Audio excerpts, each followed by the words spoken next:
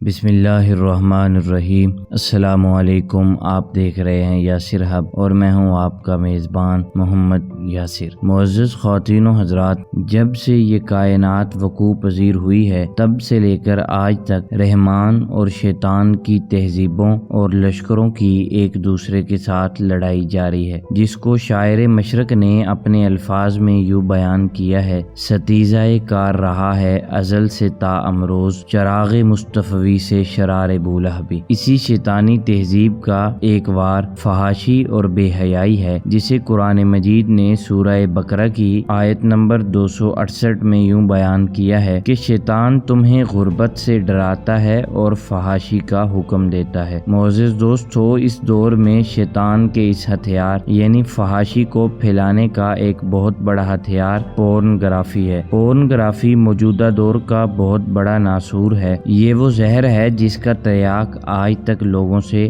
دریافت نہ ہو سکا۔ یہ شیطان کا وہ وار ہے جس نے لوگوں کے رویے، انداز زندگی کو بدل کر رکھ دیا ہے۔ ہم لوگ اکثر سوچتے ہیں کہ آخر کار یہ شیطانی کھیل کس نے، کب اور کیسے شروع کیا تھا۔ آج کی ویڈیو میں ہم اسی سوال کا جواب تلاش کرنے کی کوشش کریں گے۔ محترم ناظرین، ویسے تو پورنوگرافی کی تاریخ قدیم مصری تہذیب سے بھی زیادہ پرانی ہے، مگر اس ناسور کھیل کا باقاعدہ آغاز سلطان صلاح الدین ایوبی کے دور میں ہوا۔ پورنوگرافی کو سب سے پہلے ہتھیار کے طور پر صلیبی بادشاہوں نے مسلمانوں کے خلاف استعمال کیا، کیونکہ صلیبی جنگوں کی ابتدائی جھڑپوں میں صلیبی لوگ ہر میدان میں مسلمانوں سے شکست فاش کھا رہے تھے۔ صلیبی جنگوں کے دوران ایک دن جب مسلمانوں نے بحر اوقیانوس کے ساحلوں پر 15 لاکھ صلیبیوں کو ایک جنگ کے دوران موت کے گھاٹ اتارا تو اسی رات صلیبیوں کے بادشاہ رونالڈ نے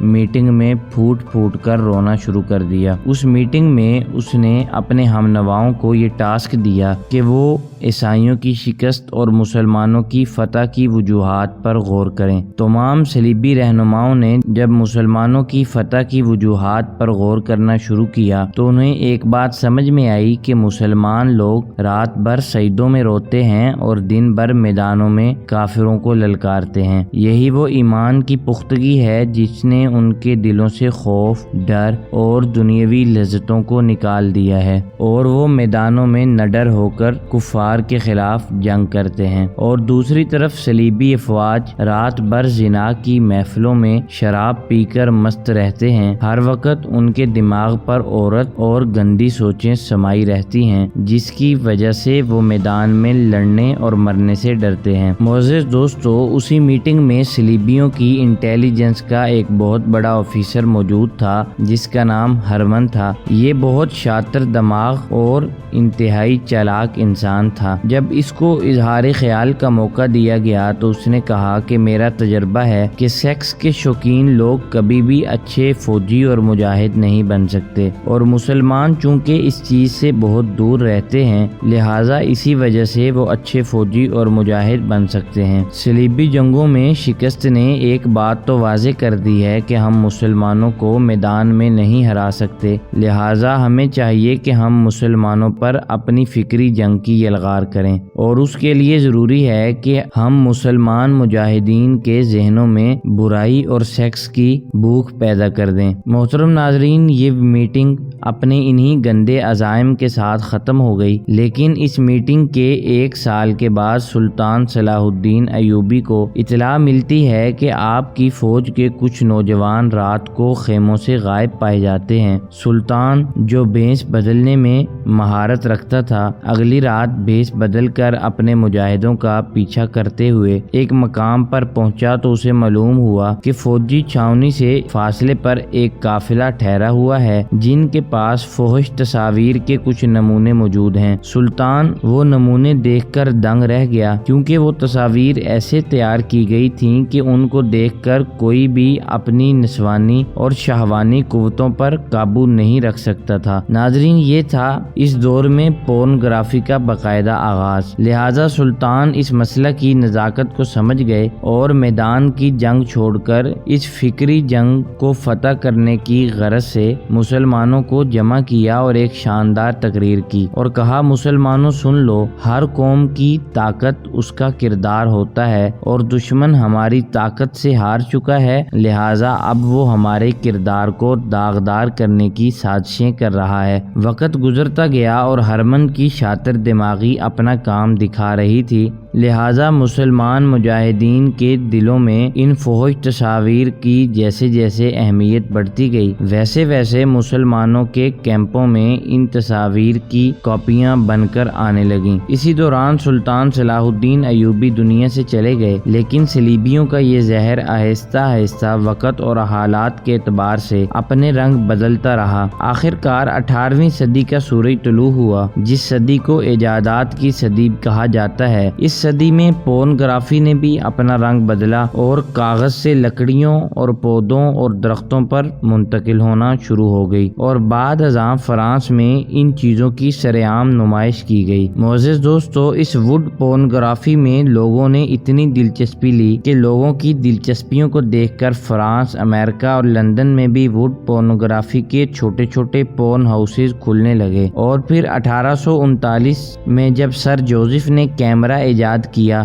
جس کی ایجاد کی وجہ سے دنیا میں سائنسی انقلاب برپا ہوا اور بہت ساری مثبت چیزیں بھی علم اور تحقیق کی روشنی میں عام آدمی تک پہنچنا شروع ہو گئیں، لیکن کیمرے نے اپنی ایجاد کے صرف 16 سال بعد 1855 میں ہی پورنوگرافی کی اشاعت کا کام شروع کر دیا، اور پھر جب 1863 میں پرنٹر ایجاد ہوا تو جنسی پلے کارڈ لوگوں کے ہاتھوں میں تھما دیے گئے، اور پھر 1871 میں black and white sexy pictures market میں دستیاب ہونا شروع ہو گئیں۔ ان مارکیٹوں میں فرانس کی black and white porn video کی اشاعت میں فرانس سب سے آگے تھا۔ اس کی وجہ یہ ہے کہ پہلی پورن فلم 1895 میں فرانس میں ہی ریلیز ہوئی تھی، جسے لومے برادر انڈسٹری نے مسٹر ایلبرٹ کی ڈائریکشن میں بنایا تھا۔ یہ فلم 16 منٹ پر مشتمل تھی، جس میں ایک عورت کو برہنہ ہوشربا ادائیں پھیلاتے دکھایا گیا تھا۔ یہ فلم اپنی اشاعت کے اول دن سے ہی بے حد مقبول ہوئی، لہٰذا جب 20ویں صدی کے آغاز میں کیمرہ ٹیکنالوجی میں مزید بہتریاں آئیں تو فرانس اور دیگر یورپی ممالک نے سرکاری سطح پر پورن تھیٹر کھولنے شروع کر دیے، جہاں پر پورن اداکاروں کو پیدا کیا گیا، اور یوں 1920 تک یورپی تہذیب پورنوگرافی کے زہر میں ڈوب چکی تھی۔ عوام سرعام سڑکوں پر اپنا جنسی عمل سر انجام دیتے تھے، ساحل سمندر عیاشیوں کے اڈے بن چکے تھے، اور میاں بیوی ایک دوسرے سے بھاگنے لگ گئے تھے، اور پھر 1970 میں پورن انڈسٹری کا یہ زہر جب برصغیر میں داخل کرنے کی کوشش کی گئی تو یہاں کی حکومتوں نے پورن انڈسٹری کو برصغیر میں آنے پر پابندی لگا دی، اور دوسری طرف یورپی ممالک میں بھی پورن ویڈیوز کی ڈیمانڈ کم ہونا شروع ہو گئی، کیونکہ عوام بار بار ایک ہی سین دیکھ دیکھ کر بور ہو چکی تھی۔ اس صورتحال میں پورن انڈسٹری نے ایک نیا پھنڈا تیار کیا، جسے پورن کیٹاگری کا نام دیا گیا، یعنی اب انہوں نے سیکس کو کئی مزید اقسام میں تقسیم کر دیا تھا۔ لہٰذا اگر آج آپ کسی پورن ویب کا وزٹ کریں تو آپ کے سامنے ایک پوری لسٹ اوپن ہو جائے گی، جس میں سیکس کی مختلف کیٹیگریز بنائی گئی ہوتی ہیں۔ محترم دوستو،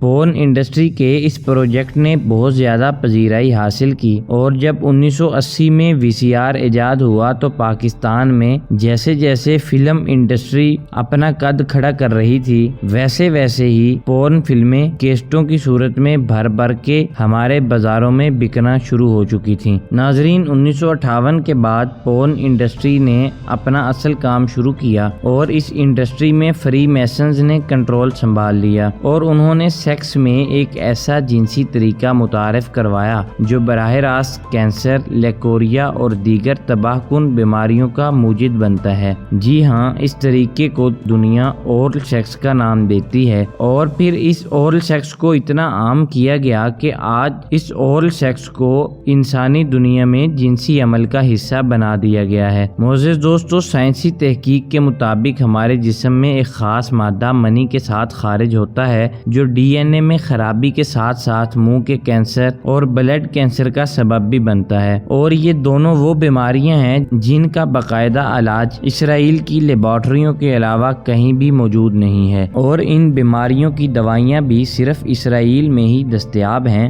جو انتہائی مہنگے داموں فروخت ہوتی ہیں۔ لہٰذا اورل سیکس خفیہ یہودی تنظیموں کی آمدن کا بہت بڑا ذریعہ بن چکا ہے۔ معزز دوستو، پاکستان میں انٹرنیٹ سروس 1952 میں لانچ ہوئی، جسے ایک یورپی کمپنی نے پاکستان میں لانچ کیا تھا، اور پاکستان میں انٹرنیٹ کے پہلے انجینئر ڈاکٹر منیر احمد خان تھے۔ اس وقت انٹرنیٹ کی سپیڈ 128 KB تک جاتی تھی، اور پھر 1995 میں پی ٹی سی ایل نے انٹرنیٹ کو اس یورپی کمپنی سے خرید کر سارے پاکستان میں دستیاب کر دیا۔ تو نتیجہ یہ نکلا کہ 2000 کے شروع میں انٹرنیٹ پاکستانی عوام کے ہاتھ لگ چکا تھا۔ جیسے جیسے پاکستان میں انٹرنیٹ کا جال پھیلا، ویسے ویسے ہی یہاں پر پورنگرافی کا زہر اور ناسور بھی پھیلنا شروع ہو گیا، اور انٹرنیٹ نے پورنگرافی کا یہ گناہ کرنا آسان کر دیا، جس میں نہ ٹکٹ خریدنے کا جھنجٹ تھا اور نہ ہی کیسٹوں کی الجھن۔ لہٰذا انٹرنیٹ نے باقاعدہ آن لائن مارکیٹنگ کے نام پر پورنگرافی کو ایک پیشہ بنا کر دنیا کے سامنے پیش کرنا شروع کر دیا۔ محترم ناظرین، 2015 کی ایک رپورٹ کے مطابق اس وقت پورن ویب سائٹ کو سب سے زیادہ ٹریفک برصغیر پاک و ہند سے حاصل ہو رہی ہے۔ رپورٹ میں بتایا گیا کہ روزانہ 90 لاکھ پاکستانی پورن ویبز کا وزٹ کرتے ہیں، جبکہ بھارت میں روزانہ 6 کروڑ لوگ پورن فلمیں دیکھتے ہیں، اور یہی